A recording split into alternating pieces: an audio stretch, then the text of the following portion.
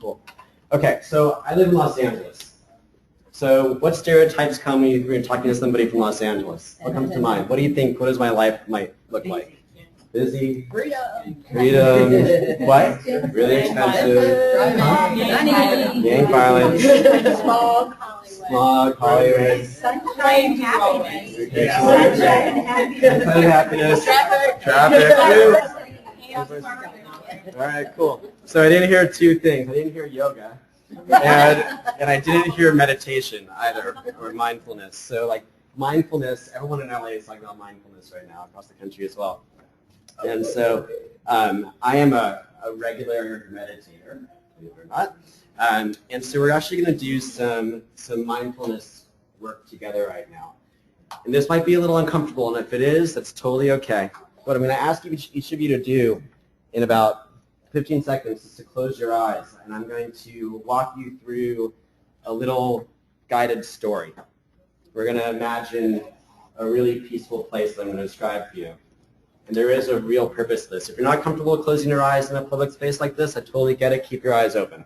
All right, so this is the last part. Everyone, I'll watch out for you. I'll make sure nobody throws anything at you. So I know this is a little, I know this is a little different. Yeah, you may want to talk to your buddy next to you. If you nod off, have your buddy like go, come on. All right, so I'm asking you to close your eyes. This is going to take somewhere between 8 and 10 minutes.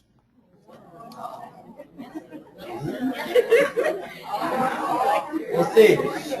Close your eyes. You're here to have your brains expand and be challenged, not to get the same old PowerPoints. Please close your eyes.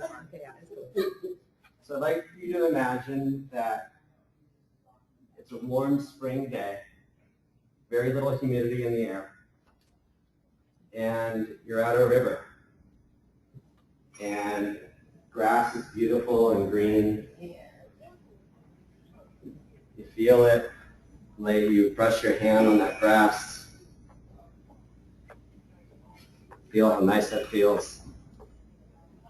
You look up, you see big white puffy clouds in the air.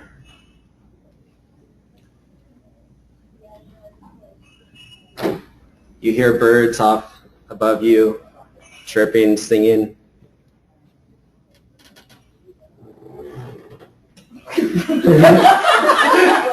Some birds sound like some birds have some digestive issues.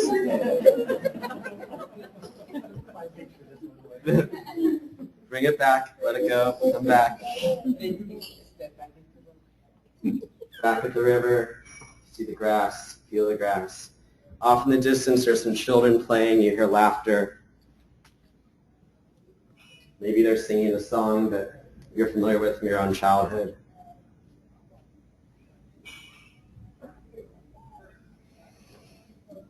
You take a big deep breath in.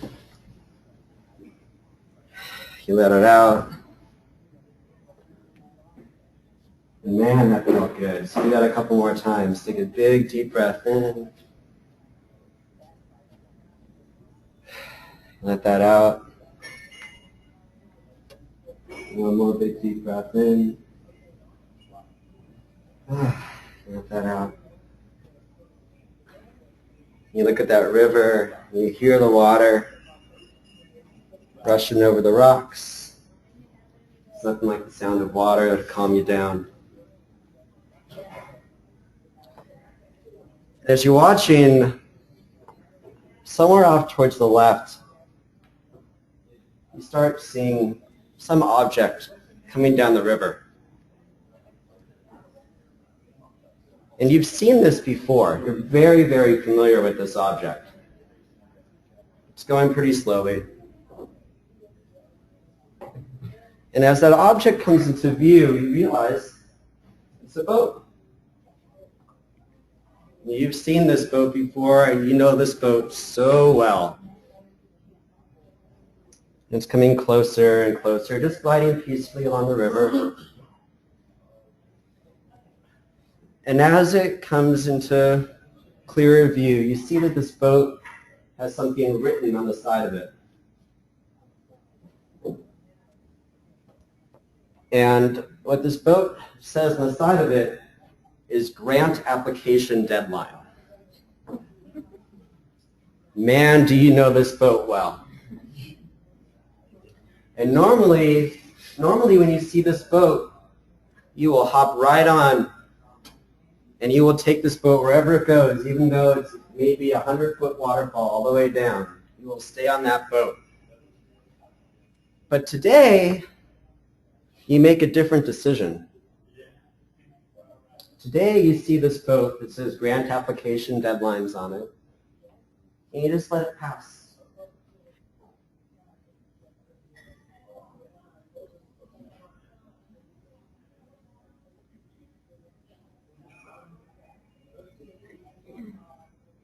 There it goes.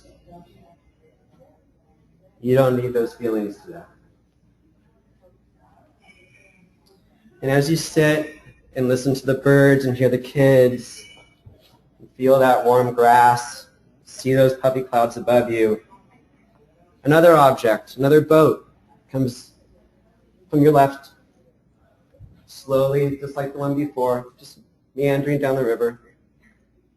And you see that this one, too, has some writing on it.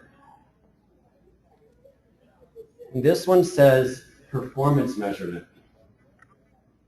Man, do you know this boat well. You really don't like how it feels on this boat. But you know you've been on this before. You'd rather not be on it again. And so you make a decision today to not go on this boat. You don't need this boat today. So just like the other one, you let this one pass. You're going to stay on that warm grass. You're going to enjoy the songs of the kids in the distance. You're going to enjoy the air and let this boat pass.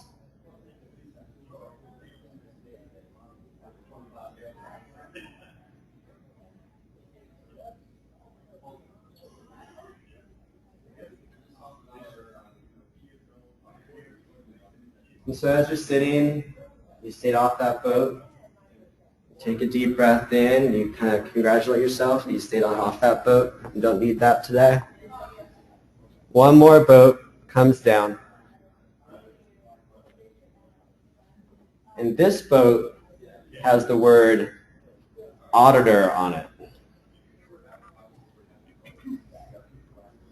And maybe you haven't been on this boat before, but you've heard some pretty gnarly stories about it.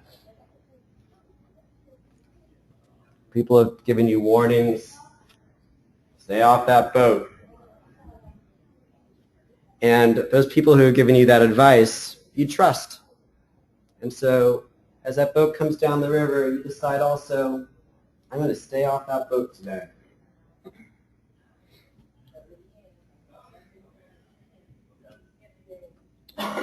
So as that boat passes you, you make the choice to not take in any of those usual feelings that come with riding that or thinking about that boat.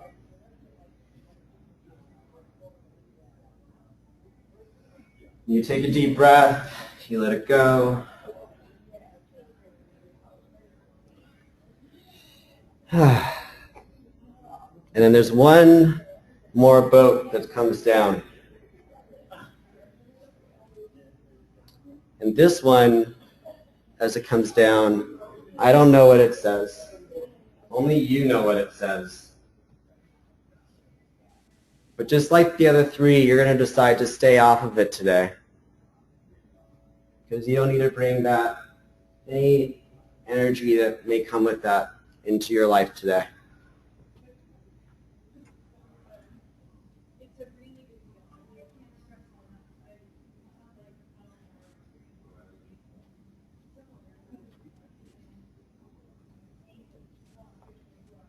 So you see that boat in front of you. You feel a sense of strength and power that you've let that pass. Again, you hear that song of the kids in the background that you know from your childhood. You feel that warm breeze, those clouds. You Take one more big deep breath in. Let it out.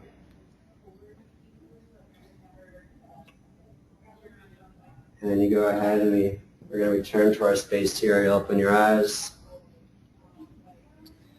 And we'll get going. So the whole purpose of that, there's a couple different things. I really believe that my job as a facilitator, I'm a big believer in self-care. And so when stressful moments happen, I found that in my own professional life, sometimes I imagine, oh, that's the auditor boat. They're coming in, somehow the auditor boat got scary, got in my brain. Auditor boat, I'm not going to hop on right now. I'm just going to let you pass. I'll think about you another time. So I encourage you, if this was helpful at all, to play with kind of letting those boats pass instead of hopping on them in your life. The other reason I did this is that a lot of what you guys have heard today has focused around CNCS requirements, right? Around performance measurement, around what to do if an auditor comes, around grant application writing. I think that will happen tomorrow. And while those are all important, what's most important is what I first asked you to do when we started this activity, right? Which is drawing a picture of your community as you're trying to make it look like. And you know what I mean by my poor English. And so what we're going to focus on today, as I mentioned at the top and as you read in your program, is really doing an honest assessment of your program's current practices around training, monitoring, supporting, communicating with, and evaluating your members or volunteers. What I want to do is, without worrying about the auditors, the grant applications, the performance measures, to the best of our abilities. Let that pass. Because whether or not those things exist, your community exists, and that needs to be the priority. The CNCS requirements ultimately are not the priority, because if you care about this work so much, you'll find a way to do this work without CNCS funding, from my perspective.